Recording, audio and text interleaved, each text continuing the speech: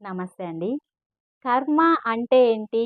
ఇంకా కర్మ సిద్ధాంతం ఏం చెప్తుంది అనంటే, నువ్వు ఎవరినైనా సులువుగా బాధ పెట్టేయొచ్చు. ఎంత సులువుగా అంటే, సముద్రంలోకి ఒక రాయి విసిరినంత ఈజీగా. కానీ నీకు తెలుసా? ఆ సముద్రంలోకి విసిరిన రాయి ఎంత లోతులోకి వెళ్తుంది అని? అలాగే నువ్వన్న మాట వాళ్ళ మనసులోకి ఎంత లోతులోకెళ్తుంది, ఆ బాధ వాళ్ళకి ఎంత క్షోభను కలిగిస్తుంది అన్న విషయం నిజంగా మీరు కర్మని గాని అర్థం చేసుకుంటే, మీ జీవితంలో జరిగే ప్రతి విషయానికి మీరే కారణం అన్న విషయాన్ని తెలుసుకుంటారు.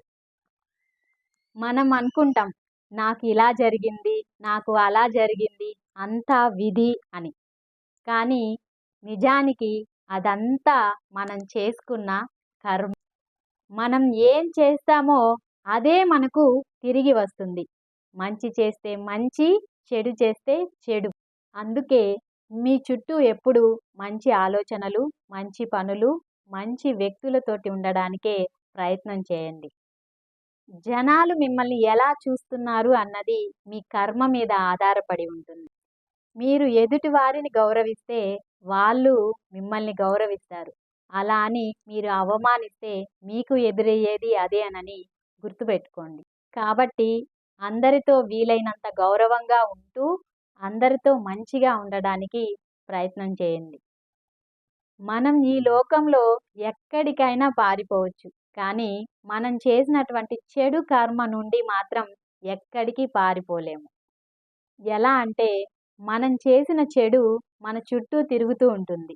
మనం చేసినటువంటి మంచి తిరిగి మనకు మళ్ళీ జరుగుతుంది.